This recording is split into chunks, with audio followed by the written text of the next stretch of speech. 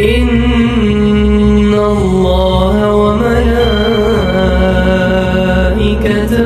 يصلون على النبي يا أيها الذين آمنوا صلوا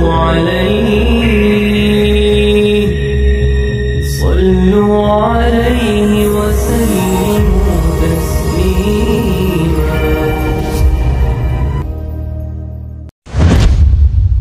Assalamualaikum warahmatullahi wabarakatuh.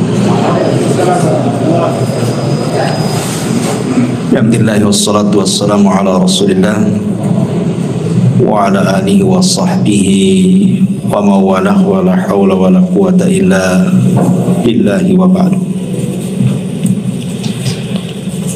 Alhamdulillah, di malam hari ini kembali kita duduk untuk berthalabul ilmi,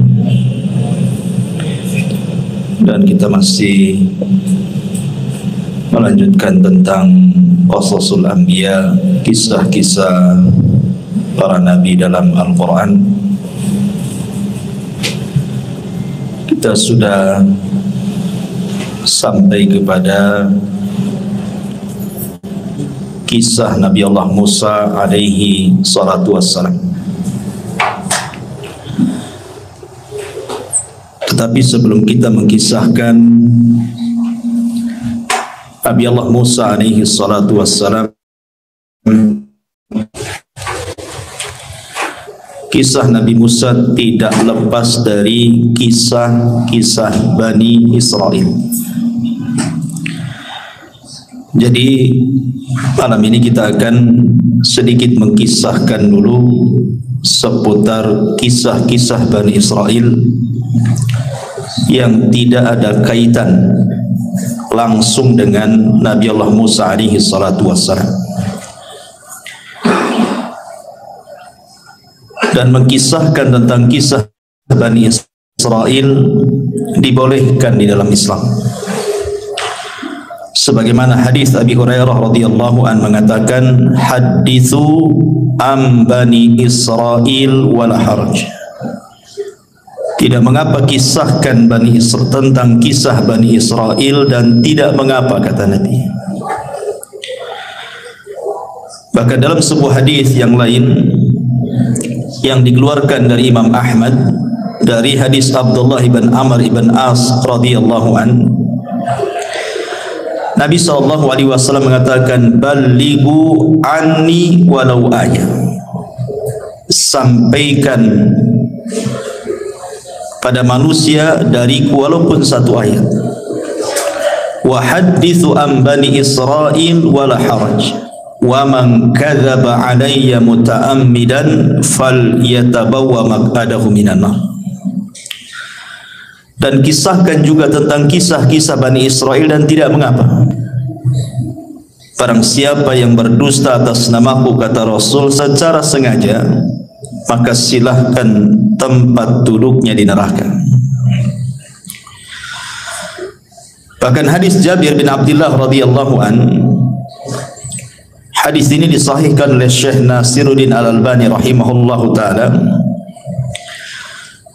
Kata Nabi SAW, hadithu an Bani Israel wala haraj, fa innahu kanat fihimul a'ajib. Ceritakan oleh kalian tentang kisah-kisah Bani Israel, dan tidak mengapa, karena dalam kisah-kisah mereka itu ada keajaiban-keajaiban. Kemudian setelah itu dikisahkan tentang sekelompok manusia di zaman Bani Israel, di mana mereka ingin menghidupkan orang yang sudah mati. Kata beliau, Nabi SAW, summa ansha'a yuhaddithu sallallahu alaihi wasallam, faqala kharra ta'ifatun min Bani Israel hatta atau maqbaratan lahu min maqabirihim, faqalu law sallayna rak'ataini da'awna Allah azza wa jalla an yukhrija lana rajulan mimman qad mata nas'aluhu anil maut. Qala fa fa'alu fa bainahum kadzalika ittala'a rajulun ra'sahu min qabri. Kemudian dikisahkan ada sekelompok Bani Israel yang keluar sehingga mereka mendatangi salah seorang kuburan di antara kuburan-kuburan mereka. Lalu sebagian mereka berkata, sebaiknya kita solat 2 rakaat dan berdoa kepada Allah agar Dia mengeluarkan kepada kami seseorang yang telah mati untuk kita bertanya tentang rasa kematian. Lalu kemudian mereka pun berdoa. Ketika mereka sedang berdoa itulah tiba-tiba kemudian keluar kepala dari kuburan itu, muncul kepalanya ke atas. Kemudian ketika muncul kepalanya di atas itu, orang yang sudah mati yang dihidupkan ini tiba-tiba ngomong dan mengatakan, ya haula ma aradtum ilayya, wahai kalian, apa maksudnya kalian membangkitkan aku? Faqad mittu mundu mi'ati sana, aku sudah mati 100 tahun yang silam. Fama sakantu an hararatil maut wa an hararati al mauti, dan sampai sekarang aku masih belum terlepas dari rasa panas saat kematianku. Kemudian dia mengatakan, fad'ullaha azza wa jalli an yu'idani kama kuntu. Sekarang kalian berdoalah kepada Allah untuk Allah kembalikan kepadaku ke dalam kuburan. Ya mungkin kalau di zaman sekarang kan nggak ada dan tidak bisa juga kita lakukan. Tapi hadis ini sahih. Makanya kenapa Nabi SAW mengatakan dalam kisah-kisah mereka itu terdapat keajaiban. Coba orang yang berdoa kepada Allah untuk minta dibangkitkan satu orang, tiba-tiba betul-betul dibangkitkan. Kemudian ditanya soal rasa kematian, dia mengatakan, aku sejak 100 tahun yang silam sampai sekarang masih merasakan panas, katanya. Kenapa kalian bangkitkan diriku? Apa maunya kalian? Kemudian dia meminta agar orang-orang ini berdoa kembali kepada Allah untuk dikembalikan lagi ke dalam kuburan. Dan di sini juga ada faedah betapa dahsyatnya orang-orang yang masuk ke dalam kubur itu. Ma'asyiral muslimin yang dimuliakan Allah Azza wa Jalla. Tetapi walaupun demikian, Nabi SAW membolehkan untuk menceritakan kisah-kisah Bani Israel, bukan berarti kemudian semua kisah Bani Israel diceritakan, tidak. Karena ada yang sahih, ada yang tidak sahih, ada yang benar, ada yang tidak benar. Kalau sesuai dengan dalil kita ceritakan, kalau tidak sesuai jangan ceritakan. Makanya Nabi SAW mengatakan, jangan kalian tanya tentang ahli kitab tentang sesuatu, karena mereka tidak menunjukkan sedikit pun petunjuk kepada kalian. Boleh jadi akhirnya kalian mendustakan yang benar atau membenarkan yang dusta. Dari sini kita tahu bahwa kalaupun harus mengkisahkan kisah mereka, maka kisah-kisah yang sesuai dengan dalil saja. Karena betapa banyak kisah-kisah Israiliyat itu yang nggak jelas, maudhu, palsu gitu. Nah, kita akan berusaha mengkisahkan kisah-kisah yang sesuai dengan dalil-dalil yang sahih. Ma'asyiral muslimin yang dimuliakan Allah Azza wa Jalla, yang pertama kisah tentang dua orang di zaman Bani Israel yang salah satunya bersumpah melewati takdir Allah Subhanahu wa taala. Kisah ini disebutkan oleh Abi Hurairah radhiyallahu an, dan kisah ini juga dikeluarkan oleh Al-Imam Abi Dawud dan disahihkan oleh Syekh Nasiruddin Al-Albani rahimahullahu taala dalam As-Sahihah. Dari Abu Hurairah radhiyallahu an, aku mendengar Nabi sallallahu alaihi wasallam bersabda, kana rajulani fi Bani Israel. Dulu ada dua orang di zaman Bani Israel, khayyain, keduanya saling bersaudara, berkawan baik.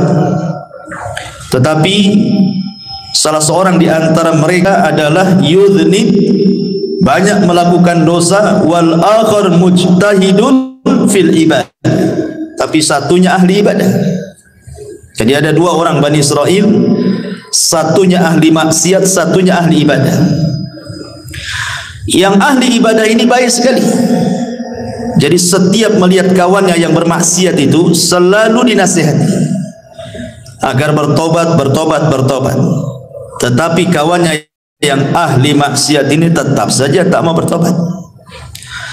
Sehingga suatu hari mungkin yang ahli ibadah ini melihat kawan yang ahli maksiat ini sudah melampau maksiatnya.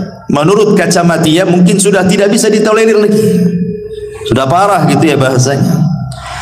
Akhirnya kemudian dia pun menasihati agak keras. Masalahnya nasihatnya inilah yang jadi masalah.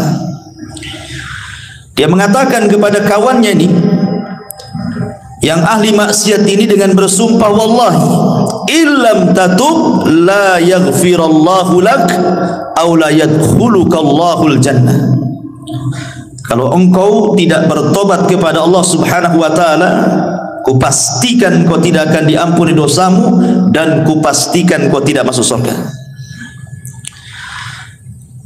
Lah ketika kemudian disebutkan, orang yang ahli maksiat ini juga marah dan mengatakan, khallini wa rabbi abu ista alayya raqiban, ngapain kau peduli dengan aku, katanya. Apakah engkau diutus oleh Allah jadi malaikat raqib mengawasi aku tiap hari? Biarkan aku dengan Rabbku, katanya. Ini urusan aku dengan Tuhan, enggak ada urusan kamu, katanya. Akhirnya Allah Subhanahu wa taala takdirkan keduanya meninggal. Yang ahli ibadah Allah masukkan ke dalam neraka, yang ahli maksiat Allah masukkan ke dalam surga. Kenapa demikian? Mestinya kan dibalik gitu ya. Yang ahli ibadah masuk surga, ahli maksiat masuk neraka. Ini dibalik pula. Di mana ahli maksiat masuk surga, ahli ibadah pula masuk neraka. Masalahnya, kata Abu Hurairah radhiyallahu anhu ketika mengomentari hadis ini, dia mengatakan, walladzi nafsi biadi, demi zat yang jiwaku berada di tangannya, kata Abu Hurairah, demi Allah, yang satu itu, maksudnya yang ahli ibadah itu, sudah mengucapkan dengan satu kalimat, au baqad dunyahu wa akhiratah, yang menjadikan dunia dan akhiratnya terjungkal. Artinya tidak ada manfaatnya. Dunia tidak ada manfaat, akhiratnya pun tidak ada manfaat. Kenapa coba? Perhatikan di sini, kenapa Allah Subhanahu wa taala masukkan ahli ibadah ini ke dalam neraka dan ahli maksiat ke dalam surga? Karena yang ahli ibadah ini merasa ujub dengan ibadahnya. Dia merasa sombong dengan ibadahnya, seolah-olah dia paling suci dibandingkan kawannya yang ahli maksiat. Lah ujubnya inilah yang menjadikan Allah tidak suka. Sombong dia itu yang Allah tidak suka. Makanya ada kata-kata para ulama ini, seandainya ada ahli maksiat, semua maksiat dia lakukan, kemudian dia bertobat kepada Allah Subhanahu wa taala dengan tangisan, jauh lebih baik dibandingkan seseorang menghabiskan waktunya untuk ibadah tetapi ada ujub dalam hatinya. Jadi yang menjadikan orang ini masuk neraka apa? Karena ujub, merasa bahwa ibadahnya itu lebih hebat gitu ya. Sementara tidak tahu bahwa Allah Subhanahu wa taala itu tidak suka dengan ujub. Kemudian yang kedua, kesalahannya adalah dia bersumpah atas nama Allah sehingga melewati takdirnya. Ingat, Allah yang menentukan ampunan dan Allah yang menentukan siapa yang berhak masuk surga. Tetapi orang ini sudah menentukan, kalau kau tidak bertobat, katanya, maka Allah tidak akan mengampuni dosamu dan kupastikan kau tidak masuk surga. Ini seolah-olah sudah mewakili Tuhan namanya. Ampunan itu milik Allah, surga milik Allah. Kenapa dia bicara seperti itu? Sementara yang ahli maksiat ini kan persoalan dia dengan Allah. maksiat dia yang ia lakukan itu antara dia dengan Allah, bukan antara dia dengan hambanya. Kalau seandainya maksiatnya berkaitan dengan hamba itu lain lagi urusannya kan.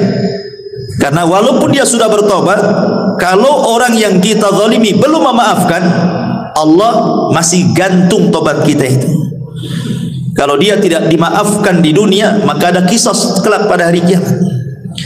Tapi kan orang ini melakukan dosa antara dia dengan Allah. Rupanya Allah berkehendak mengampuni orang ini dan Allah masukkan ke dalam surga. Makanya ma'asyiral muslimin yang dimuliakan Allah Azza wa Jalla, di sini banyak faedah, di antaranya tidak boleh seseorang itu sombong dan juga ujub. Yang kedua, tidak boleh merendahkan orang lain, merasa kita lebih hebat, lebih suci dan begitu seterusnya. Makanya di antara adab memberikan nasihat itu, tidak boleh seseorang merasa dirinya lebih suci dibandingkan orang yang kita nasihati. Kemudian yang ketiga, bahwa persoalan ampunan dan surga itu adalah hak mutlak milik Allah. Sehingga mintalah ampunan kepada Allah dan mintalah surga kepada Allah Subhanahu wa taala. Dan di sini juga ada faedah yang sangat baik, artinya apa? Menjaga lisan.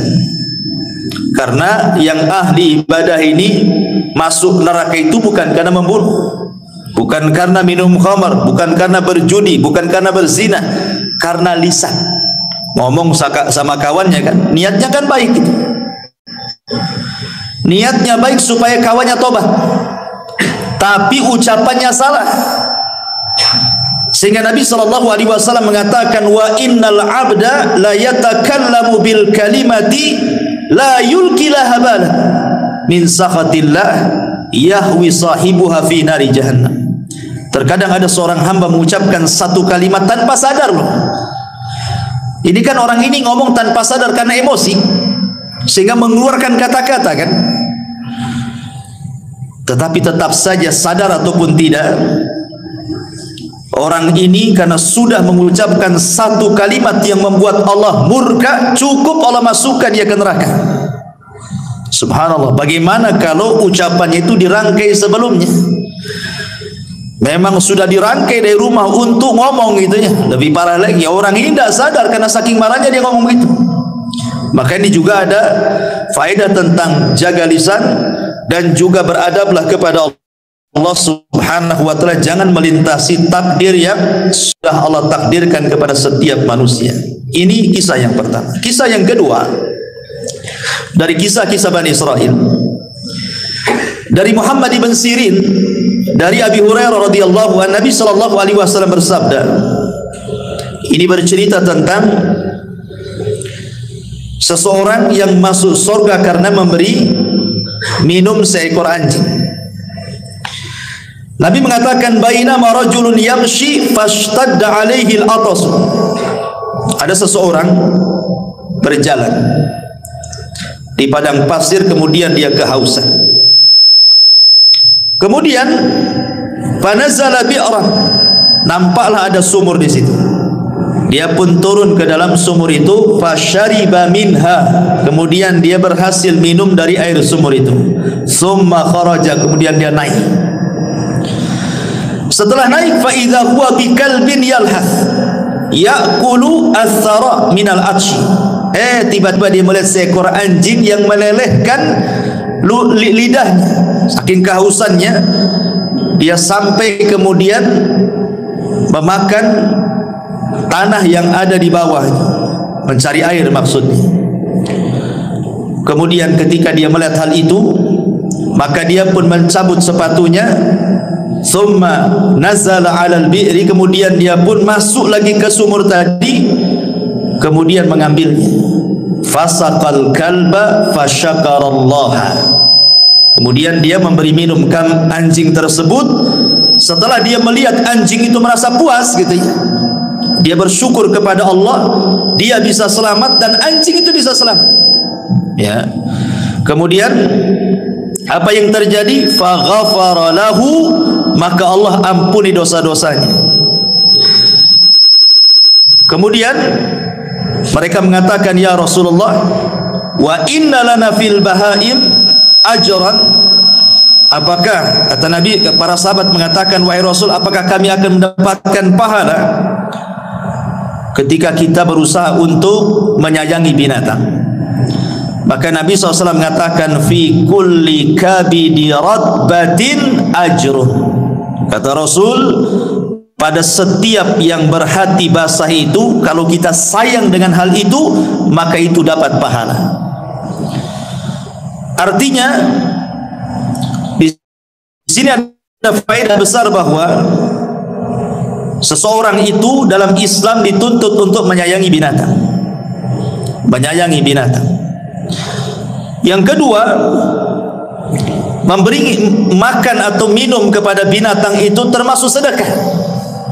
Termasuk sedekah. Sampai ada seorang syekh itu ditanya, ya syekh, apakah kalau seandainya saya punya peliharaan kucing, kemudian kita pelihara baik-baik, kita kasih minum, kita kasih makan, kita rawat dia, apakah kalau seandainya pahalanya aku kirim kepada orang tuaku yang sudah meninggal, apakah sampai?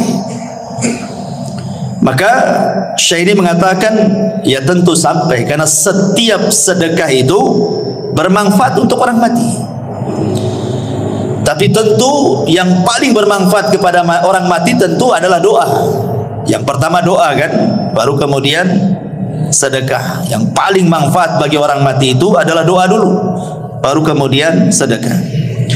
Di sini juga ada keutamaan kan gitu ya. Jadi orang ini memberi minum anjing itu bukan karena memberi minumnya, tidak, karena keikhlasan dia. Karena dalam riwayat itu ada juga riwayat yang mengatakan bahwa yang memberi minum itu seorang pelacur. Seorang pelacur dari Bani Israel, sama kisahnya. Kemudian seorang pelacur ini pun Allah Subhanahu wa taala masukkan ke dalam surga karena keikhlasan. Jadi bukan karena memberi minumnya, tetapi karena keikhlasan dia.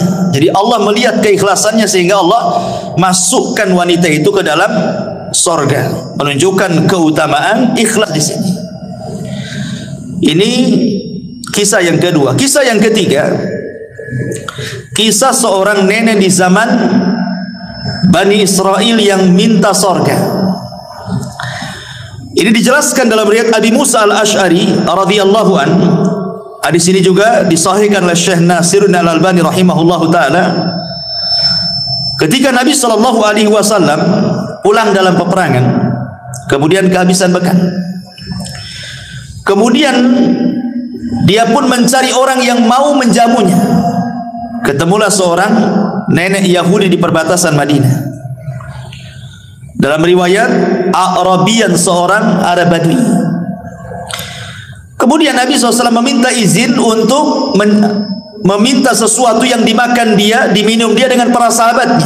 Maka dengan senang hati wanita Yahudi yang sudah tua, atau dalam riwayat seorang Arabi, seorang Arab Badui ini, memberi makan dan minum Rasul dan pasukannya. Maka Rasul itu ingat tidak pernah melupakan jasa kebaikan orang. Makanya Nabi SAW bertanya, sepulangnya kami ke Madinah, kira-kira apa yang bisa kami berikan kepadamu atas jasa kau memberi makan dan minum kepada kami? Nanti kami akan utus mengirim kebutuhan. Minta sekarang, kira-kira apa? Maka tiba-tiba kemudian dia meminta macam-macam. Dia mengatakan, naqatun atau naqatan narkabuha. Rasul, aku minta seekor unta lah, kirimkan nanti kemari supaya aku bisa ke sana kemari pakai unta punya kendaraan. Dalam riwayat dia meminta anjing supaya bisa menjaga kambing-kambingnya, kalbun yahrusu ghanani. Kemudian juga minta pembantu yang bisa membantu dia, seorang budak. Kemudian minta ini banyak kali permintaannya. Hanya ngasih makan dan minum. Ketika Rasul mengatakan kira-kira sebagai imbalan kebaikanmu apa, macam-macam dimintanya. Maka Rasul mengatakan, tidakkah kau lemah untuk seperti seorang nenek di zaman Bani Israel? Sahabat heran kenapa Rasul menyebut seorang nenek di zaman Bani Israel. Makanya sahabat bertanya, wa ma'ajuzu Bani Israel ya Rasulullah, apa yang Anda maksud seorang nenek di zaman Bani Israel itu wahai Rasul? Maka Rasul mengatakan dahulu, inna Musa alaihi salam, Nabi Musa alaihi salatu wassalam, lamma sara bi bani Israel min Misrah dhallu tariq. Jadi ketika Musa ini dengan Bani Israel menyeberangkan dari Mesir menuju perjalanan Palestina, tiba-tiba nyasar, sesat jalannya, nggak tahu kemana arahnya.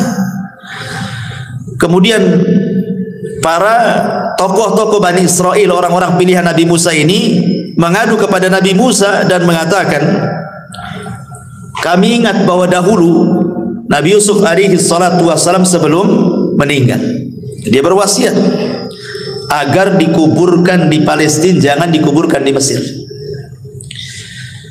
Akhirnya kemudian Nabi Musa mengatakan, kalau begitu kita ambil jasadnya, karena jasad para nabi itu tidak akan dimakan tanah. Walaupun ratusan tahun, ribuan tahun sekalipun, tetap saja jasadnya seperti itu. Kalau seandainya Allah izinkan kita membongkar kuburan Rasul kita, tentu jasadnya tidak akan dimakan tanah. Tapi kan tidak boleh kita mengambil jasad Nabi. Lah, akhirnya Musa bertanya, siapa di antara kalian yang tahu tentang letak kuburan Nabi Yusuf itu? Maka salah seorang di antara mereka ada seorang nenek zaman Bani Israel ini. Kata Nabi Musa, kalau gitu kita datangi nenek itu untuk menunjukkan di mana kuburannya. Datanglah kemudian Bani Israel ini kepada nenek Bani Israel tadi dan minta ditunjukkan di mana letak kuburannya. Tetapi nenek itu juga tidak mau gratisan, tetap ada imbalannya. Sehingga Nabi Musa bertanya, apa imbalannya supaya engkau bisa menunjukkan di mana kuburan Nabi Yusuf? Tiba-tiba nenek ini mengatakan, aku hanya menginginkan an akuna ma'aka fil jannah. Tolong doakan kepada Allah, jadikan aku bersamamu di surga, kata. Subhanallah, ya. Tentu Nabi Musa terdiamlah. Nabi Musa kan nggak punya surga, yang punya surga Allah, kan begitu. Masa hanya menunjukkan di mana kuburan Nabi Yusuf minta surga? Jadi teman Nabi Musa lagi, kan? Terlalu tinggi kan bayarannya. Tetapi Allah Subhanahu wa taala kabulkan permintaan nenek ini. Kemudian diutus Jibril, kemudian diberitahu kepada Nabi Musa, katakan kepada nenek itu sudah dikabulkan. Maka Musa pun mengatakan, Allah sudah mengabulkan permintaanmu. Sekarang di mana kuburannya? Kemudian ditunjukkan dan diambilnya jasad Nabi Yusuf. Kemudian mereka pun tidak lagi tersesat jalan dan Nabi Yusuf dikuburkan di mana? Di Palestina. Ya. Lah kisah ini, ma'asyiral muslimin yang dimuliakan Allah Azza wa Jalla, Rasul ingin menyinggung seorang nenek yang mengatakan orang Badui, ada juga yang mengatakan seorang nenek Yahudi. Maksudnya kalau sudah tua itu jangan macam-macam permintaan dunianya. Lihat nenek zaman minta unta, minta anjing untuk menjaga ternaknya, minta pembantu, minta ini, minta itu. Kok sudah tua maksudnya? Kalau sudah tua itu dekat mati. Banyak-banyak minta surga gitu maksudnya. Karena di zaman Nabi SAW ada anak kecil yang luar biasa, namanya Rabi'ah ibn Ka'ab al-Aslami.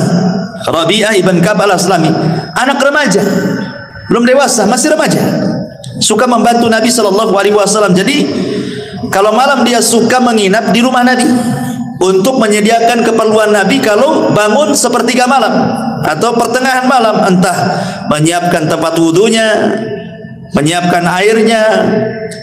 Jadi Nabi SAW melihat anak remaja ini masih kecil, kok semangat kali membantu dirinya.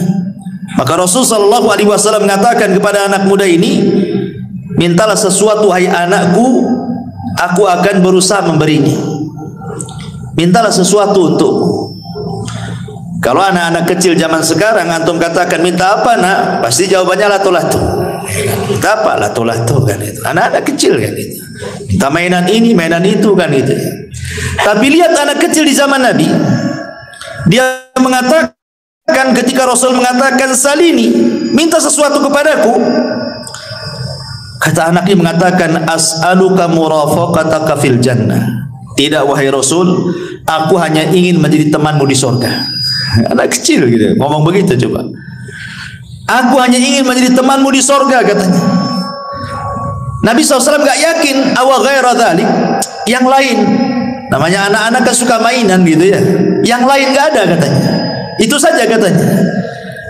Maka tetap anak ini mengatakan, tidak wahai Rasul, hanya itu saja katanya. Aku ingin menjadi temanmu di sorga katanya.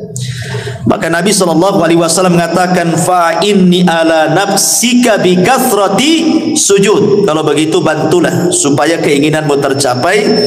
Nah, kau banyak-banyak sujud, banyak-banyak sholat. Sejak itulah Rabi'ah al-Aslami, Rabi'ah ibn Ka'ab al-Aslami, dia memperbanyak sholat. Maksudnya sholat sunnah ya, sholat wajib sudah jelas. Sampai dia wafat. Ya, itu anak kecil nih. Bahkan seorang wanita namanya Ummu Amarah. Ummu Amarah ini seorang wanita yang terlibat di salah satu peperangan bersama Nabi SAW. Ada yang mengatakan di perang Uhud.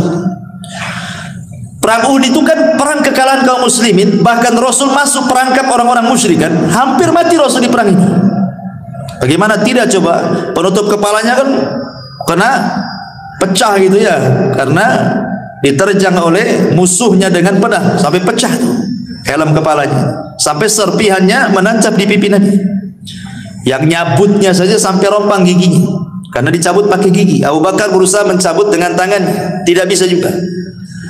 Akhirnya datanglah seorang sahabat, kalau tidak salah Abu Ubaidah ibnul Jarrah, kemudian dicabut oleh giginya sampai rompang giginya, cabut serpihan yang di pipi Rasul. Ya. Lah Ummu Amarah ini ketika Rasul masuk ke dalam parit itu, jebakan orang-orang Quraisy itu, kan sahabat ketika itu kan kocar-kacir gara-gara Nabi diisukan mati. Padahal ketika itu yang meninggal siapa? Mus'ab bin Umair. Lah Mus'ab bin Umair ini kalau pakai baju besi, dari depan, dari samping, dari kiri kanan itu persis seperti Nabi. Jadi ketika Mus'ab bin Umair mati, disangka Nabi yang mati gitu. Tersebar isu bahwa Nabi meninggal gitu di perang Uhud itu. Akhirnya kemudian para sahabat banyak yang lari.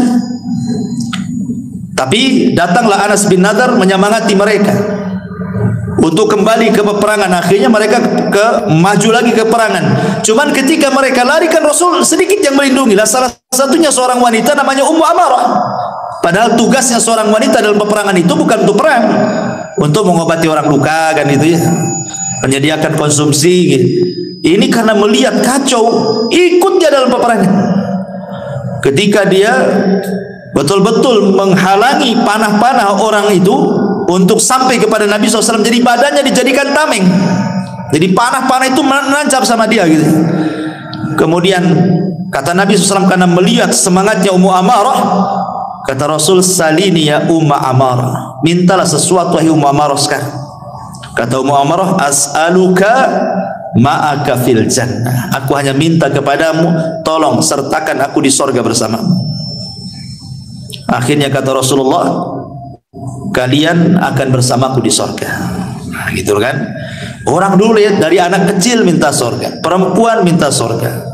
Ini pula orang yang sudah mau mati, kata Rasulullah, kenapa kau tidak minta seperti orang tua di zaman Bani Israel minta sorga, minta dunia pula gitu. Nah, jadi di sini juga pelajaran besar bagi kita bahwa kalau usia itu sudah menginjak tua, nah, perbanyaklah dekat-dekat masjid, banyak zikir, dekat-dekat dengan Allah kan. Walaupun tua bukan tanda-tanda mati kan, tapi umumnya orang tua dekat ajalnya. Kenapa? Karena umurnya sudah dibatasi dalam hadis Rasul, umatku ini umurnya berkisar 60 sampai 70. Lewat dari situ sedikit. Hati-hati nih kalau sudah 60 tahun ke atas. Ya, harus banyak-banyak dekat dengan Allah Subhanahu wa taala. Ini diantara kisah Bani Israel juga. Kemudian kisah yang lain, kisah seseorang yang luar biasa bertawakal kepada Allah Subhanahu wa taala, kisah tentang amanah. Dari Abi Hurairah radhiyallahu an, dia menceritakan dari Nabi sallallahu alaihi wasallam, annahu dzakara rajulan min Bani Israil sa'ala ba'dha Bani Israil an yuslifahu alfa dinar,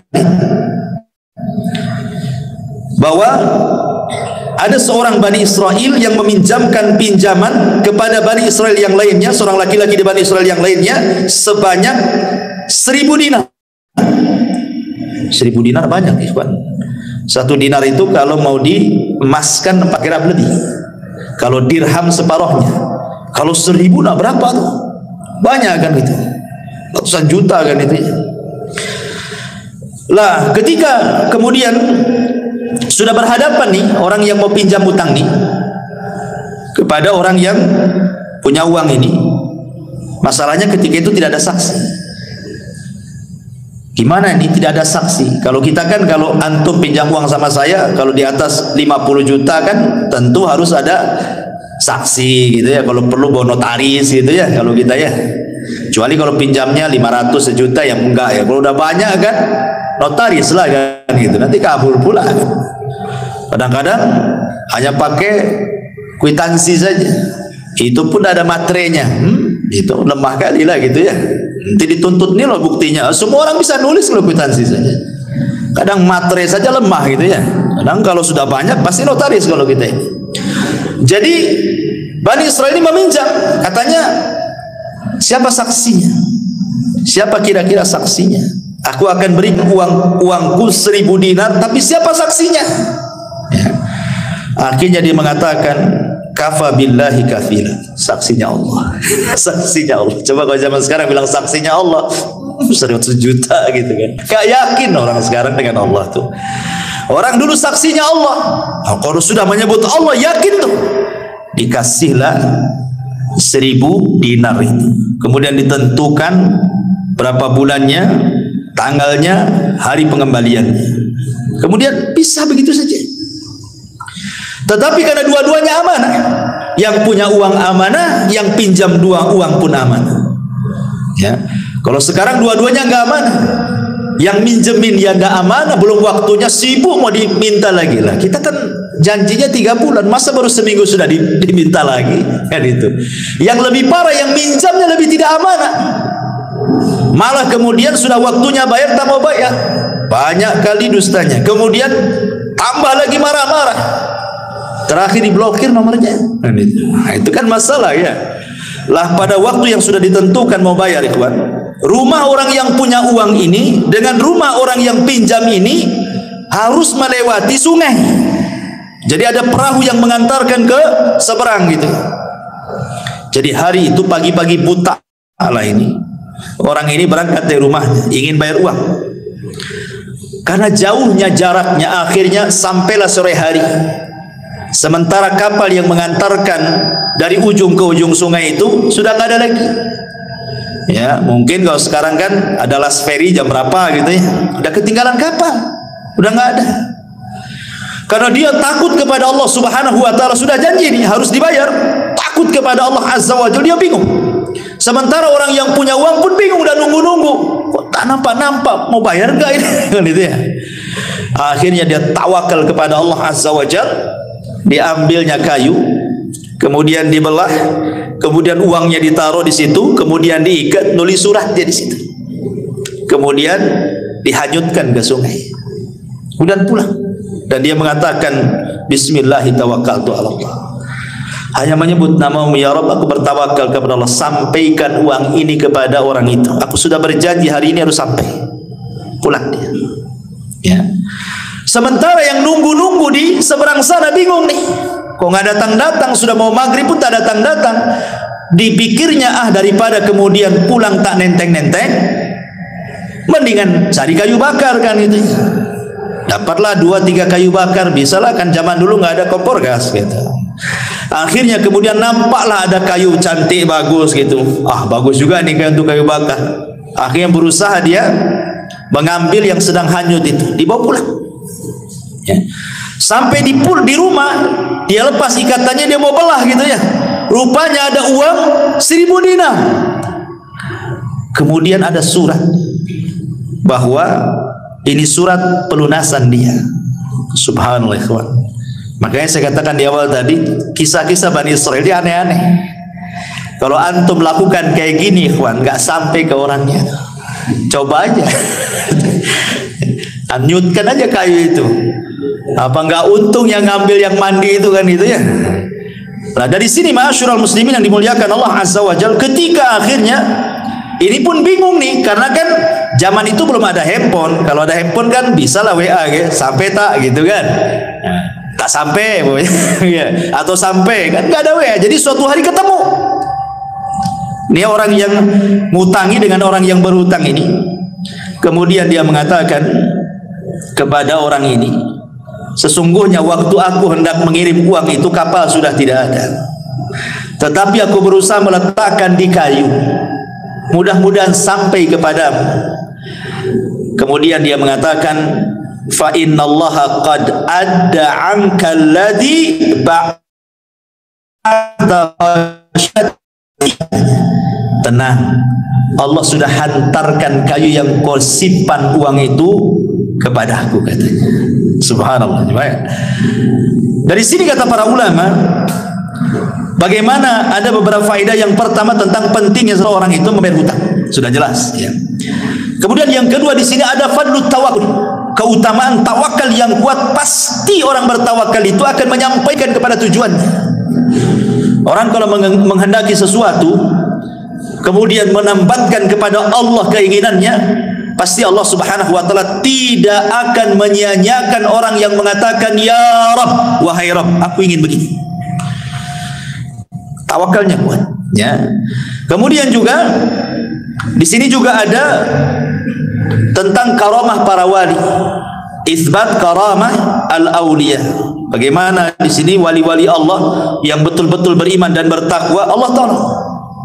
Ya ini kan keajaiban gitu kan, mengantar uang pakai kayu bakar gitu. Kemudian juga dibolehkan seseorang di sini untuk hutang piutang. Dan ingat, hutang piutang dalam Islam ini murni persoalan sosial. Tidak boleh mengambil keuntungan dalam hutang piutang.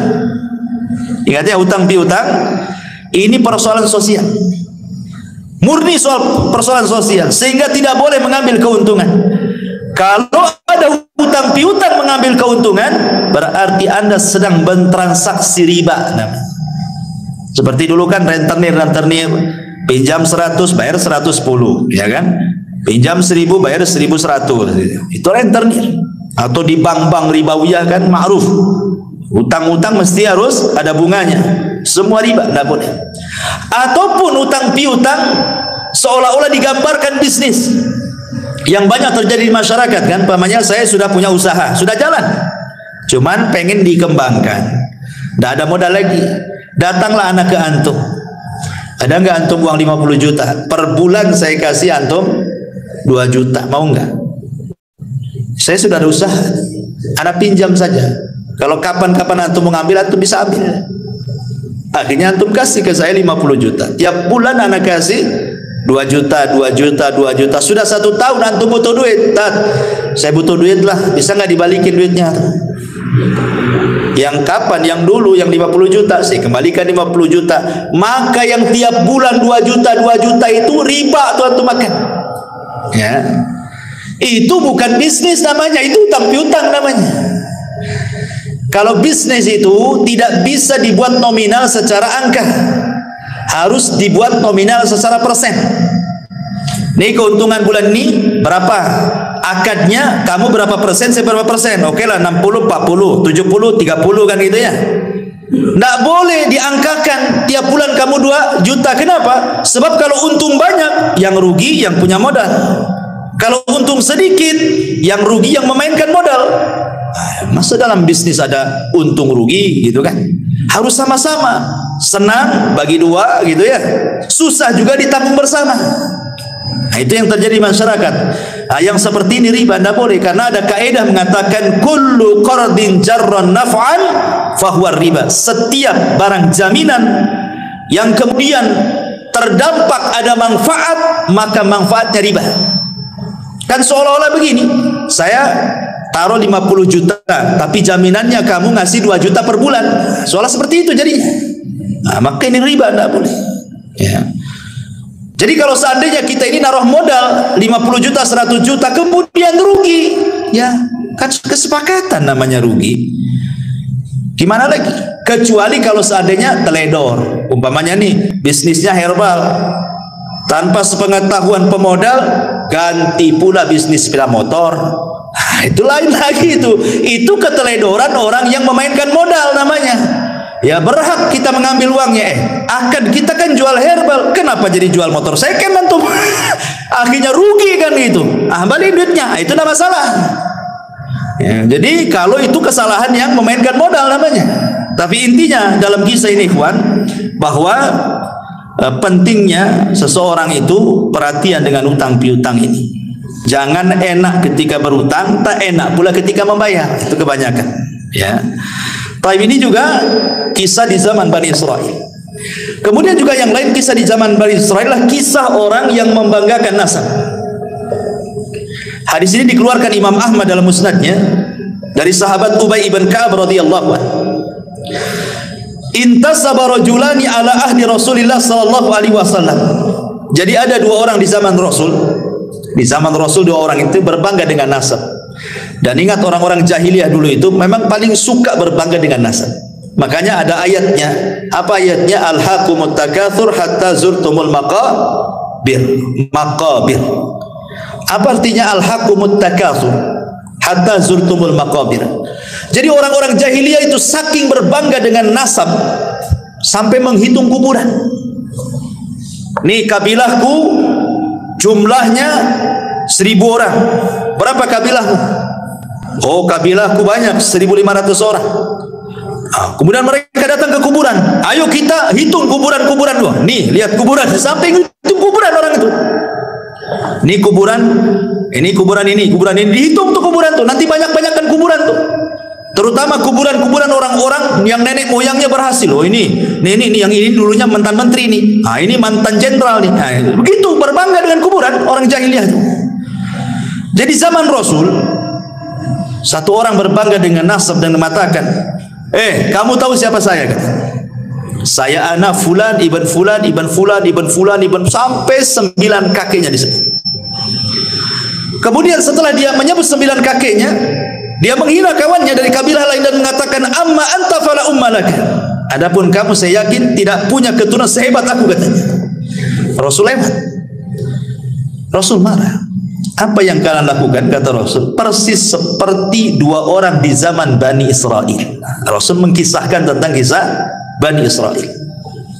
Kemudian Rasul menceritakan di zaman Nabi Musa Bani Israel itu ada dua orang persis seperti kalian. Yang satu mengatakan ana fulan, ibnu fulan, ibnu fulan, ibnu fulan, ibnu fulan sampai 9 kakeknya disebut. Dengan bangganya dia mengatakan, lihat kakek buyutku nih, orang-orang hebat semuanya. Amma anta fala ummalaka. Adapun kakek buyutmu paling orang-orang biasa saja gitu. Sekarang udkur abaka, sebutkan turunanmu, ya. Akhirnya kemudian dengan malu-malunya dia mengatakan, adapun ana fulan ibnu fulan ibnu fulan. Dia cuma menyebutkan 2 kakeknya saja, karena kakek yang ketiganya kafir. Dia benci menyebut kakeknya yang kafir. Kemudian dia ulang lagi, ana fulan ibnu fulan ibnu fulan ibnul Islam. Dia bilang kakeknya yang kafir itu dikatakan Islam. Saya anaknya fulan bin Islam, katanya. Karena dia nggak mau kaki yang keempat, ketiganya itu kafir masalahnya. Dinasabkan ke Islam. Kemudian Allah takdirkan, kata Rasul, keduanya wafat. Yang berbangga dengan kakek-kakeknya, buyutnya, walaupun kafir, walaupun tidak beriman, bangga dia sebutkan semuanya sampai 9 kakeknya. Allah masukkan ke dalam neraka. Adapun yang menyebutkan kakeknya cuma 2, ketika menyebut kakeknya yang ketiga dia tidak mau karena kafir, akhirnya dinasabkan ke dalam Islam, kemudian dimasukkan ke dalam surga. Kemudian Allah Subhanahu wa taala mengatakan kepada yang berbangga dengan kakeknya yang ke-9 itu, fa anta ashiruhum, engkau yang ke-10 kau ke neraka, gitu. Kan disebutkan 9 kan, dia yang ke-10-nya gitu. Adapun engkau, katanya, masuklah ke dalam surga, fa anta thalithuhuma, engkau yang ketiganya, masuk ke surga, katanya. Gitu kan, bayangkan orang ini masuk neraka ya bukan karena mencuri, Bukan karena minum khamr, karena nyebutkan saya putra ini, putra ini, putra ini. Masuk neraka. Sudah. Ngeri kan menyebutkan nasab ini, dan ini yang paling banyak. Paling banyak terutama di daerah-daerah itu yang masih membanggakan kesukuan biasanya. Ya kan? Yang ada marga-marga, ada ini itu, kadang-kadang dia bisa merendahkan marga lain dan meninggikan marga dia kan. Atau mungkin daerah yang masih kental dengan kesultanan kan, merasa dia darahnya biru, antum ini darah merah, apalagi itu tuh darah hitam katanya. Ini kan masalah ya kawan kan. Nah, ini masalah. Jadi jangan sampai membanggakan keturunan karena tidak ada manfaatnya. Fala ansaba yauma idzin, terputus nasab pada hari kiamat. Nggak ada nasab-nasab. Makanya Rasul mengatakan man batta'a bihi amaluhu lam yusri bihi nasabuhu. Kata Rasul, kalau lambat amalnya percuma nasabnya. Hari ini orang ngaku syarifah, syarif, habib, habibah gitu ya. Percuma saja ngaku habib keturunan Nabi. Kalau kelakuannya kayak bajingan buat apa kan itu? Percuma, karena yang dilihat itu bukan nasabnya tapi amalannya. Lalu apa berbangga dengan nasab kan itu? Terkadang ada orang berbangga dengan nasab sedikit, saya keturunan Nabi, keturunan Nabi, keturunan Nabi kan itu ya. Ya, kita perlu berbangga juga. Nabi masih ada keturunan, kita muliakan mereka. Tetapi kalau buat kesombongan buat apa coba? Maka nasab itu tidak ada gunanya di akhirat. Yang menjadikan orang masuk surga itu adalah amalan. Baik. Kemudian juga kisah yang lain, masih kisah di zaman Bani Israel, adalah kisah 3 orang yang diberikan penyakit kemudian diuji dengan nikmat. Masyhur kisahnya ya, karena terdapat dalam kitab Riyadhus Shalihin, hadis dari Abu Hurairah radhiyallahu anhu, di mana hadis ini juga terdapat dalam Sahih Bukhari Muslim, sudah jelas sahihnya ya. Jadi di zaman Bani Israel, singkat saja saya cerita, saya tidak akan baca nasnya kepanjangan. Di zaman Bani Israel itu ada 3 orang yang Allah Subhanahu wa taala berikan penyakit. Yang pertama abras, yang kedua aqra, yang ketiga a'ma. Abras, aqra, a'ma. Ya. Maksudnya abras itu seseorang yang punya penyakit sopak ya. Sopak itu apa ya? Semacam penyakit kulitnya, rusak kulitnya. Ya.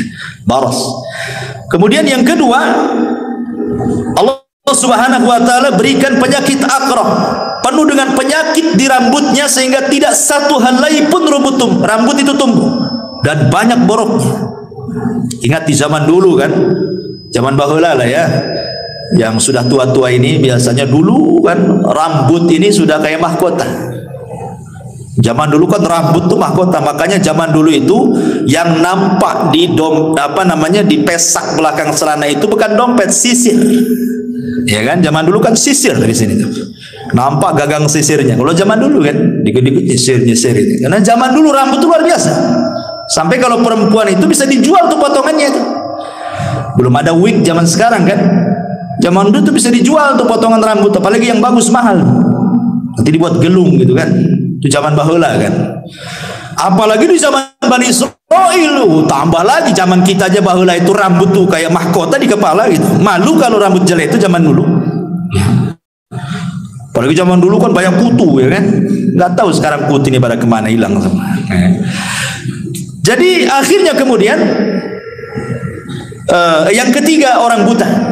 Lah Allah Subhanahu wa taala mengirim malaikat dalam bentuk manusia, datanglah kepada orang yang punya penyakit sopak, baros, yang penuh dengan borok di badannya itu. Kemudian dia mengatakan, tamanna ya abdi, kalau bercita-cita Allah Subhanahu wa taala memberikan sesuatu, kira-kira apa cita-cita? Maka yang punya penyakit kulit mengatakan, kalau Allah kabulkan cita-citaku, aku hanya ingin satu, supaya Allah membersihkan semua penyakit di badanku dan Allah memberikan kulit yang indah kepadaku. Akhirnya orang ini mengusap, malaikat yang menjelma orang ini diusap, sembuh seketika. Senanglah orang ini. Kemudian sebelum pulang, malaikat ini sebelum menghilang dia mengatakan, kira-kira hewan apa yang kau sukai? Dia mengatakan al-ibil unta. Akhirnya dikasihlah unta bunting. Kemudian malaikat ini berpindah ke orang kedua, sama pertanyaannya. Orang yang botak banyak penyakitnya itu, maka orang ini mengatakan, kalau Allah berkehendak aku hanya ingin ditumbuhkan rambutku dan rambutku menjadi rambut yang paling indah sehingga manusia tidak membenciku lagi. Diusap rambutnya, masya Allah, langsung tumbuh, hilang penyakitnya, tumbuh rambut indah dan tidak ada rambut seindah orang ini. Kemudian yang ketiga, orang buta juga sama, disembuhkan. Lah orang yang punya penyakit di rambut ini kemudian ditanya, binatang apa yang kau sukai? Dia mengatakan sapi. Akhirnya dikasih sapi yang bunting. Kemudian orang buta dikasih kambing, karena dia suka kambing, dikasih kambing bunting. Allah takdirkan yang bunting-bunting dari binatang ini akhirnya semua lahiran dikembarkan anaknya, laki-laki jantan, jantan dengan betina, jantan dengan betina. Unta juga sama, lahir jantan betina. Sapi juga sama, lahir jantan betina. Kambing juga sama. Akhirnya anak-anaknya Allah takdirkan hidup, kemudian kawin berkembang, berkembang. Akhirnya satu lembah. Kayalah yang satu juragan unta, yang satu juragan sapi, yang satu juragan kambing. Allah hendak menguji tiga orang ini. Diutuslah malaikat. Ya. Kemudian malaikat ini ketika datang untuk menguji apakah orang itu bersyukur atau tidak, menjelma seperti orang ketika dia belum sembuh penyakitnya. Jadi datang kepada orang yang dulu punya penyakit sofak, malaikat ini menjelma orang sofak juga. Maksudnya supaya diingatkan. Itulah kadang-kadang kalau kita pandai bersyukur kan. Dulu kita pernah susah kerja, kemudian kaya, nengok orang susah itu akan terbayang, dulu juga saya kayak dia kan itu. Maksudnya seperti itu. Jadi akhirnya dia mengatakan, wahai fulan, engkau kan banyak untamu katanya. Berikanlah satu unta untukku. Aku ini orang susah katanya. Bukankah unta-untamu itu pemberian dari Allah? Diingatkan. Ya. Tiba-tiba dia mengatakan enak saja. Ini untaku warisan bapakku. Kan kufur dia. Dia mengatakan ini unta-unta warisan bapakku. Kemudian kata malaikat ini, wahai fulan, lihat kondisiku katanya. Bukankah dulu seperti diriku gitu maksudnya. Diingatkan, bukankah aku dulu seperti diriku? Dia mengingkarinya, tidak katanya. Maka malaikat tidak mengatakan, jika perkataanmu dusta, maka Allah akan kembalikan semua nikmat-nikmatmu akan dicabut oleh Allah Subhanahu wa ta'ala. Karena dia dusta, seketika akhirnya muntahnya mati semua, badannya terserang penyakit lagi, datang lagi penyakit sofaknya. Ya. Orang yang tidak syukur nikmat, Allah kembalikan dan Allah ambil nikmatnya. Naudzubillah. Kemudian orang yang kedua juga sama, yang rambutnya yang dulunya botak, malaikat pun sama datang dalam bentuk orang botak. Sama juga tidak bersyukur, akhirnya dibuat botak lagi, banyak penyakit lagi, sapinya dimatikan semuanya, kecuali orang buta. Ketika orang buta ini yang sudah tidak buta lagi, malaikat datang dalam bentuk orang buta, diminta kambingnya. Apa kata buta? Jangankan kau minta satu kambing, satu lembah kau ambil katanya. Sudah cukup pemberian, melihat ini nikmat yang luar biasa katanya. Malaikat ini baru ngaku, aku ini utusan Allah, hendak menguji kamu. Karena engkau bersyukur, maka matamu tidak akan buta selamanya dan kambingmu akan semakin banyak di lembah itu. Ini kan, ini namanya apa? Tentang pentingnya orang syukur nikmat. Ini juga diantara kisah-kisah Bani Israil. Dan di sini juga ada keimanan bahwa malaikat bisa tasyakul. Malaikat itu bisa tasyakul. Tapi malaikat tidak bisa dilihat manusia. Kalau aslinya nggak ada manusia yang sanggup melihat kecuali Nabi kan itu ya, atau orang-orang yang diizinkan Allah Subhanahu wa ta'ala, atau kecuali hewan. Kalau hewan mungkin bisa melihat malaikat, seperti ayam bisa melihat malaikat. Makanya Rasul mengatakan apabila mendengar kokokan ayam di mana gitu ya. Untung yang punya ayam itu kan, malam-malam dibekokok nih. Jangan-jangan ada yang nyuri ayam saya ini. Gitu. Minta nikmat atau ayamnya hilang katanya. Subhanallah. Baik. Ini juga kisah dari kisah-kisah Bani Israil. Kemudian yang lain, kisah yang masyhur saja ya. Kisah yang lain, kisah yang dikeluarkan Imam Muslim dan juga Imam Bukhari dari sahabat Abdullah ibn Umar radhiyallahu anhu. Udzibati imra'atun fi hirratin sajanatha hatta matat. Fadakhalat fiha an-nar. Fala hiya at'amatha wala saqatha id habisatha wala hiya tarakatha ta'kulu min khashashil ardi. Dahulu kata Nabi SAW, ada seorang wanita di zaman Bani Israel yang masuk neraka gara-gara seekor kucing. Kenapa alasannya? Karena wanita ini tidak pernah memberikan kesejahteraan. Dia rawat kucing, kemudian dia kerangkeng kucing, tapi tidak dikasih makan, tidak dikasih minum. Sehingga kemudian akhirnya kucing ini kelaparan. Terpaksalah kemudian makan apalah yang semut-semut di dinding atau hewan-hewan yang kebetulan lewat di situ di dinding, dimakan itu saja. Akhirnya kurus sakit, mati. Kata Nabi SAW, wanita ini masuk neraka. Wanita ini masuk neraka gara-gara seekor kucing. Yang dimuliakan Allah Azza wa Jal, dari sini ada faedah. Ini juga wanita ini kan kisah zaman Bani Israel. Di antara faedahnya adalah haram hukumnya menyiksa binatang. Tidak mesti kucing, binatang apapun boleh disiksa, tidak boleh, kecuali binatang yang boleh dibunuh. Kecuali binatang yang boleh dibunuh. Apalagi binatang ini sudah Allah tundukkan kepada kita, sudah Allah jinakkan kepada kita, antum siksa pula. Ayam, kambing, sapi, unta kan Allah jinakkan kepada kita, jangan disakiti. Makanya ketika ada orang mau menyembelih kambing di zaman Rasul, kemudian diseret dengan paksa dan dipukuli, apa kata Rasul? Fulan, apakah engkau akan membunuh kambing itu 2 kali? Sudah kau siksa, kau sembelih, katanya. Nggak boleh menyiksa binatang. Yang kedua, boleh seseorang itu memelihara kucing, kemudian diletakkan di kerangkeng, namanya dikasih kota gitu ya, rumah-rumahan kucing, digembok, selama Anda memberikan kesejahteraan, entah makanan, entah minuman, nggak apa-apa. Ya, mafhum daripada hadis ini kan. Wanita ini kan melihara kucing, kesalahan dia karena nggak ngasih makan. Artinya kalau kasih makan, kalau kasih minum, kalau kasih kesejahteraan, tidak mungkin wanita ini masuk neraka. Mafhumnya kan seperti itu. Makanya dibolehkan orang itu memelihara kucing, asal kasih makan, kasih minum, kasih kesejahteraan. Kalau sudah waktunya kawin, ya kawinkan, ya. Nah, tapi jangan antum pula yang kawinin dia. Karena ada orang kawin sama kambing, ya kan? Itu di Jawa tuh, di mana tuh orang kawin sama kambing, didandani pula kambingnya, cantik pula tuh kambing tuh, ya. Tapi rupanya acting gitu ya. Jadi tangkap polisi, oh ini untuk ini saja, konten katanya. Ya alasan lah depan polisi kan. Jangan-jangan betulan tidak konten itu kan. Naudzubillah. Karena juga kan ada ulama membahas orang yang menyetubi binatang, kan ada hukumnya. Ya, hukum bab tentang haramnya seseorang menyetubuhi binatang. Ketika dibahas para ulama, pastilah ada orangnya kan. Tidak mungkin ulama nyantumkan bab gitu saja nggak ada orangnya kan itu ya. Jangan-jangan betulan kan itu ya. Atau kalau konten, alhamdulillah. Tapi janganlah konten kayak gitu. Konten, masa konten kawin-kawin sama kambing, kayak gak ada perempuan lagi kan. Naudzubillah. Ya. Taib. Kemudian juga di antara kisah Bani Israel adalah kisah kejujuran juga dan juga amanah. Kisah ini menarik. Kisah ini dikeluarkan Imam Bukhari dan Muslim dari Abi Hurairah radhiyallahu anhu. Ceritanya begini, singkat saja. Jadi ada seseorang punya tanah. Seorang ini punya tanah. Kemudian ada orang lain dari Bani Israel ingin membeli tanah itu.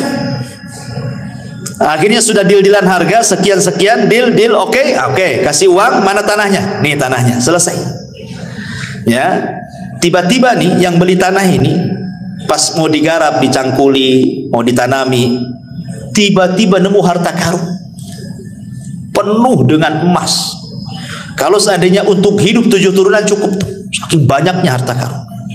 Ya. Akhirnya kemudian gak enak dia. Lah, saya kan beli kebun, bukan beli harta karun kan itu ya. Dicari orang yang membeli tanah itu. Setelah ketemu, ya fulan, ambil harta karunmu ini, saya kan beli kebunmu, katanya. Kata yang punya tanah sebelumnya, oh tidak, saya sudah beli kebun ini kepadamu. Kalau kau nemu apa-apa dalam kebunku kan milik kamu, karena kau sudah beli, katanya. Yang membeli tanah, oh tidak bisa, saya hanya beli tanah, bukan beli harta karunnya, katanya. Asih begitu aja, coba bayangkan. Ini kalau terjadi di zaman sekarang, Mana ada antum bilang ini. Antum sembunyi-sembunyi lah. Alhamdulillah katanya kan. Ada harta karun katanya. Akhirnya kemudian nggak mau juga, yang satu nggak mau, saya tahu. Akhirnya datang sampai ke pengadilan, bayangkan. Gara-gara ini sampai ke mahkamah. Hakim bingung. Cemana putusin ini? Ketika ditanya kepada yang penjual, dia mengatakan, saya jual tanah Pak Hakim. Kalau dia mendapatkan apapun dalam tanah, ambil. Itu hak dia. Kemudian yang satu mengatakan, tidak Pak Hakim, saya membeli tanahnya, saya tidak beli harta karunnya katanya. Ini milik dia, ambil katanya. Kamu bingung hakim itu akhirnya kan. Mana satu nih mau kasih ini tak mau kan itu. Kalau saya hakimnya, sudah kasihkan saya aja kan. Kalau saya hakimnya kan itu ya. Tapi Pak Hakim ini bijak. Kamu punya anak enggak? Punya. Siapa anakmu? Laki-laki perempuan? Laki-laki. Kamu punya anak? Sama. Perempuan, laki-laki, perempuan. Ah, kawinkan aja anakmu. Maharnya harta karunmu. Subhanallah. Akhirnya dinikahkan, jadi kaya anak-anak, nggak kemana-mana kan? Ya. Dari sini ma'asyiral muslimin yang dimuliakan Allah Azza wa Jal, ada faedah yang besar di sini dalam hadis ini tentang bayanu wara'il ba'i wal mushtari. Lihat bagaimana waroknya pembeli dan penjual. Penting waro dalam jual beli itu. Kenapa? Jangan sampai kita memasukkan hal yang syubhat dalam perut kita. Ingat Ibrahim bin Adham. Dia beli segantang kurma di Mekah. 1 kilo lah bahasa, 1 gantang.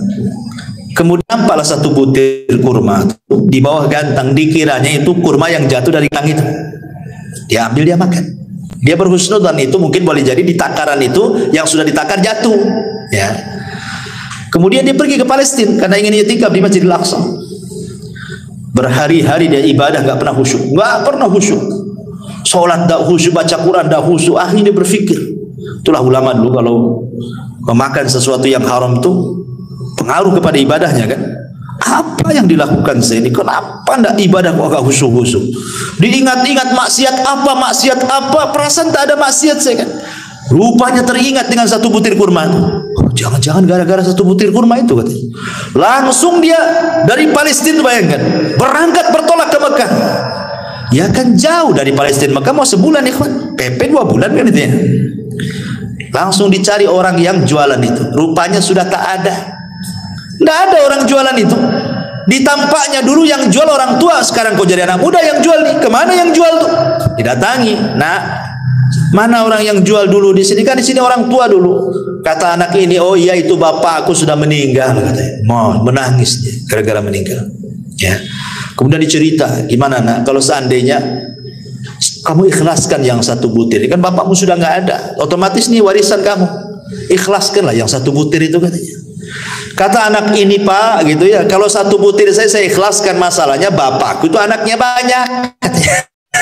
Anaknya bukan saya saja, anaknya banyak, bersebar di mana-mana. Kata Ibrahim bin Adham, subhanallah, sudah, mana alamat-alamatnya nih? Saya akan datang minta maaf kepada mereka, minta diikhlaskan. Satu-satu didatangi anak-anaknya. Ketika sudah mengikhlaskan semuanya, barulah dia khusyuk ibadahnya. Kita ini nggak pengaruh mau ngambil nggak ngambil ibadah, karena memang nggak pernah khusyuk kita. Kan gitu. Jadi gimana lagi, nggak ngaruh. Memang hari-hari juga nggak khusyuk, sholat nggak khusyuk, udah nggak biasa. Tapi lihat ulama ini luar biasa kayak gini. Ya. Subhanallah ya. Ini juga diantara kisah Bani Israel. Kemudian juga ada kisah Bani Israel ini, seorang wanita pendek, karena ingin tinggi badannya, akhirnya dia diikatkan kayu di kakinya. Di kisahnya ini juga hadis sahih dikeluarkan Imam Muslim dari Abi Sa'id Al-Khudri radhiyallahu anhu, dari Nabi sallallahu alaihi wasallam, kanat imra'atun min Bani Israil qasiratun tamshi ma'a imra'ataini tawilataini fattakhadat rijlaini min khashabin wa khataman min dhahabin mughlaqin mutbaqin thumma hasyathu miskan wa huwa atyabut tib famarrat baina al-mar'ataini falam ya'rifuha faqalat biyadiha hakadha. Dari Abu Sa'id Al-Khudri radhiyallahu an, bahwa Nabi kemudian dia berjalan di antara 2 wanita yang tinggi. Lalu dia memakai sepatu dari kayu supaya tinggi juga gitu ya. Apa sekarang pakai hak ya, sepatu tinggi itu ya. Dan cincin dari emas yang tertutup. Kemudian dipolisinya dengan minyak wangi dari misik. Dia adalah wewangian yang paling wangi saat itu, dan sampai saat ini juga misik juga paling wangi kan. Dan minyak misik ini paling susah karena kan diambil dari darah menjangan. Jadi kalau ngambil minyak misik ini ada menjangan, atau menjangannya kijang. Itu kijang liar, lari kencang. Nanti pas lari itu ditangkap. Nah, nanti darah khususnya, enggak semua darahnya, ada darah-darah tertentu dalam kijang itu setelah lari kencang, itulah bahan minyak misik itu. Makanya mahal karena harus kejar-kejaran dulu dengan kijang baru dapat minyak misik kan gitu. Minyak misik ini mahal gitu ya. Lah, kemudian lalu wanita ini berjalan di antara dua wanita itu, maka mereka para laki-laki tidak mengetahui. Kemudian dia ayunkan tangannya begini sambil gerak-gerak cincinnya. Cincinnya kan sudah diolesi minyak wangi sehingga laki-laki tidak kenal dia.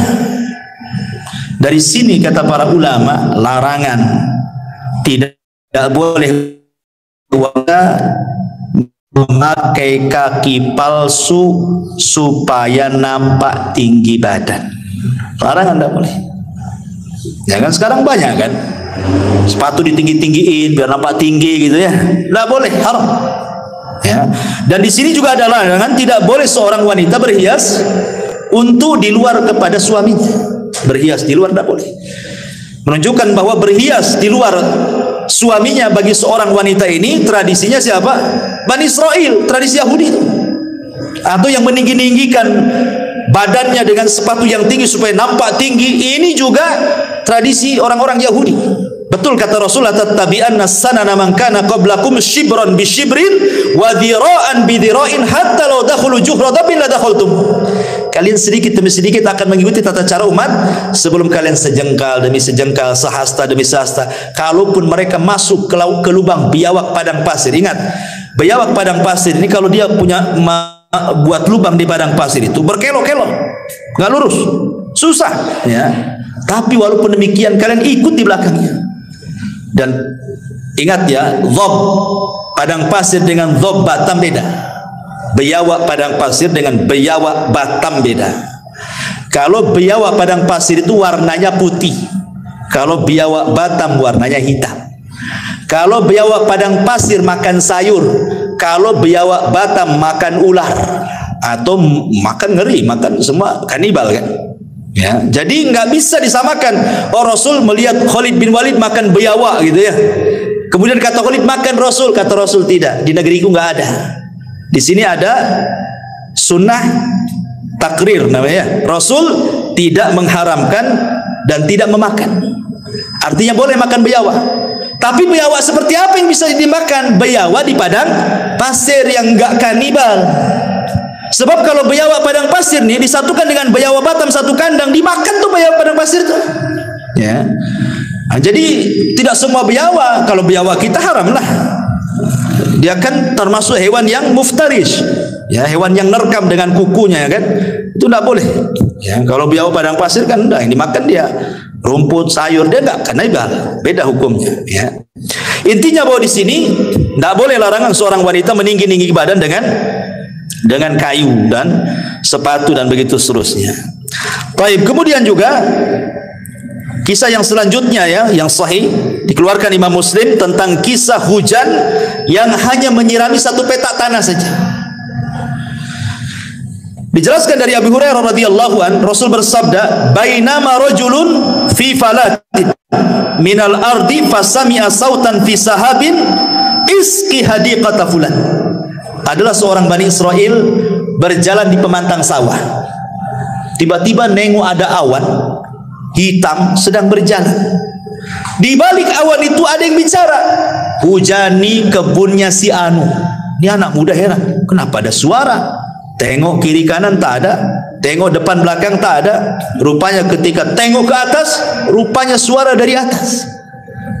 Terus berbicara, "Hujani kebun si fulan, hujani kebun si fulan bin fulan." Terus penasaranlah anak muda ini, diikuti awan itu. Setelah jauh dari pematang sawah itu, rupanya awan hanya berhenti di satu petak tanah itu saja. Kemudian hujan di situ. Anehnya sebelah kiri, sebelah kanan, depan belakang tidak terkena cipratan air hujan itu. Hanya satu petak itu saja. Kok bisa? Di Batam saja kalau hujan lokal ya enggak gitu kali lah kan gitu. Berapalah satu petak tanah kan itu ya? Ya kalau hujan lokal satu tiban kan itu, Batam Center tidak. Ini satu petak dihujani. Akhirnya kemudian penasaran lah anak muda, ditunggu siapalah pemilik kebun ini. Lama keluar pula pemiliknya. Kemudian di stop. Kamu yang memiliki ladang ini? Ya. Siapa namamu? Fulan ibnu Fulan. Kaget anak muda ini. Kenapa? Ini nama-nama yang disebut di awan tadi. Sehingga dia penasaran. Maaf Pak, Bapak ini kalau panen, ya kan? Apa yang dilakukan dengan panenan itu? Maka Bapak ini mengatakan, aku sih kalau panen aku buat 3 katanya. 1/3 untukku dan keluargaku untuk dimakan, 1/3 aku kembalikan ke ladangku, 1/3 aku sedekahkan katanya. Kenapa kau tanya itu katanya? Baru cerita tadi. Tadi ada awan aku ikuti, rupanya hanya hujan di sepetak tanah Bapak. Lihat. Bagaimana di sini Allah Subhanahu wa taala akan menambah harta yang disedekahkan, syahidnya. Ma naqasa min mali sadaqah. Tidak akan berkurang harta yang disedekahkan, bahkan bertambah dan bertambah. Ya. Kemudian juga di antara kisah yang lain adalah kisah seseorang yang seorang raja yang meninggalkan kerajaannya untuk beribadah kepada Allah Subhanahu wa taala. Kisah ini terdapat di dalam Al-Bazzar, At-Tabrani dalam Al-Awsat dan juga Al-Kabir, dan menurut Imam Al-Haythami sanadnya hasan, dan juga diletakkan dalam As-Sahihah dan disahihkan oleh Syekh Nasiruddin Al-Albani rahimahullahu taala. Ya. Diceritakan oleh Abdurrahman ibn Abdullah ibn Mas'ud dari bapaknya dari Nabi sallallahu alaihi wasallam. Jadi sesungguhnya Bani Israel telah mengangkat, saya artikan saja. Sesungguhnya Bani Israel telah mengangkat salah seorang khalifah, maksudnya raja untuk mereka. Maka sang khalifah itu berdiri salat di bawah sinar bulan di atas Baitul Maqdis. Lalu ia mengingat beberapa hal yang telah diperbuatnya. Maka ia berpegang dengan sebuah tali. Pada pagi harinya tali itu masih tergantung di masjid itu. Namun ia telah pergi. Lalu raja ini pergi sampai tiba di sebuah kaum yang tinggal di tepian laut. Lalu dia mendapati mereka sedang membuat batu bata. Maka ia bertanya kepada mereka, bagaimana kamu membuat batu bata ini? Lalu mereka memberitahunya. Maka ia membuat batu bata bersama mereka, dia makan dari hasil tangannya, sehingga ketika tiba waktu salat ia bersuci salat. Lalu ada seseorang pekerja yang melaporkan hal itu kepada pemimpin negeri itu, dan dia berkata, di tengah-tengah kami ada seseorang yang berbuat ini dan itu. Maka pemimpin itu mengirimkan orang untuk menemuinya agar ia datang kepadanya. Namun ia enggan untuk datang, ya, karena dia raja kan itu. Maka pemimpin itu datang sendiri mewakili teman-temannya, rakyatnya, sehingga kemudian berjumpalah antara pemimpin dan pemimpin ini kan itu. Kan ini kan nyamar, raja nyamar ya. Ini pemimpin ini juga pemimpin daerah situ kan, berjumpa. Lalu kemudian setelah berjumpa dia berkata, tunggulah aku ingin berbicara padamu satu kalimat saja. Maka orang itu berdiri sehingga berbicara dengan pemimpin itu dan memberitahukan kepadanya bahwa ia adalah seorang raja dan bahwa ia pergi karena takut terhadap dosa. Pemimpin negeri itu berkata, sesungguhnya aku akan menyusul berbuat seperti itu bersamamu. Maka keduanya beribadah kepada Allah dan kemudian meminta kepada Allah agar diwafatkan berdua sehingga keduanya wafat. Maka Abdullah bin Mas'ud berkata, kalau aku berada di Rumailah Mesir, tentu aku akan memperlihatkan kepada kamu kuburan kedua raja tersebut yang tobat bersama-sama. Luar biasa kisah ini kan. Jadi bagaimana di zaman Bani Israel ada seorang raja yang takut dosa. Kemudian karena takut dosa ditinggalkan kerajaannya. Nampaklah rakyatnya di situ ada yang sederhana kerjanya cuman buat batu bata, ikut pula di situ. Kemudian dia kerja bersama mereka, makan bersama mereka. Disitulah dia merasakan lezatnya hidup bersama orang-orang susah. Tidak seperti ketika dia jadi raja gitu kan. Akhirnya kemudian kan aneh, raja itu kan beda penampilannya, pasti terawat gitu ya. Orang desa kan nampak orang desa ya, gak terawat badannya ya. Ini raja tentu ya, kalau di zaman sekarang kayak setingkat menteri saja bersih-bersih itu ya, sauna, steambath atau apa yang penting dirawat. Jadi dicuriga loh orang-orang ini, mana ini, orang mana ini, kok ganteng banget. Dilaporkan kepada raja tempatan situ. Kemudian rajanya datang gitu ya. Kemudian ngomong-ngomong baru cerita, aku ini raja juga. Terenyuhlah raja situ. Kok bisa dia raja datang ke daerahnya, kumpul bersama rakyatnya hanya untuk beribadah. Itu daerah dia. Makanya dia pun kemudian mengambil ibrah dari pelajarannya. Dia pun ingin sama seperti dia. Akhirnya sama-sama kerja, hidup di situ, beribadah di situ sampai mati. Kan itu. Nah, ini kan luar biasa. Ini menunjukkan juga nasihat kepada para pemimpin. Ini hadis ini isyarat kepada para pemimpin, karena dulu ada namanya Yahya al-Burmuki di zaman di zaman Bani Umayyah. Dia dipercaya oleh Khalifah Harun ar-Rasyid untuk memimpin kota Madinah. Tetapi dia pun melintasi wewenangnya sebagai gubernur. Dia pun berkasus. Akhirnya Harun ar-Rasyid menangkap dia dan anaknya dipenjarakan. Yahya al-Burmuki. Sehingga anaknya ini bingung kesalahan bapaknya apa, sama-sama masuk penjara kan gitu. Jadi anaknya ngomong kepada al-Burmuki ini, Yahya al-Burmuki ini mengatakan, wahai abi, dulu kita ini dihormati, dihargai, macam-macam orang mandang kita sekali perintah orang langsung laksanakan. Kenapa setelah hidup senang kita kok disempitkan dalam penjara ini? Ada apa wahai ayah? Bingung anaknya.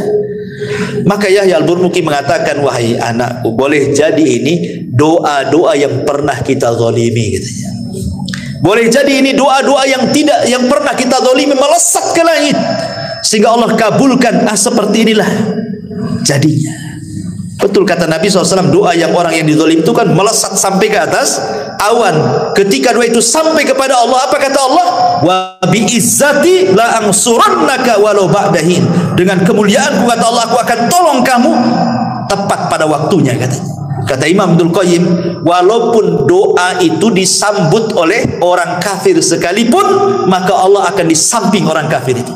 Bukan karena kekafirannya, tapi Allah tidak suka dengan kezaliman. Kata Imam Abdul Qayyim ya, catatannya bagus ya. Ini juga di antara kisah, dan banyak sekali ini sebenarnya kisahnya, masih ada 10 kisah lagi tapi waktu juga ya. Insyaallah kita lanjutkan minggu depan. Ya, ini saja, dan ada manfaatnya. Subhanallahi bihamdika asyhadu an la ilaha illa anta astaghfiruka wa atubu ilaik. Allahu ta'ala alam. Assalamualaikum warahmatullahi wabarakatuh.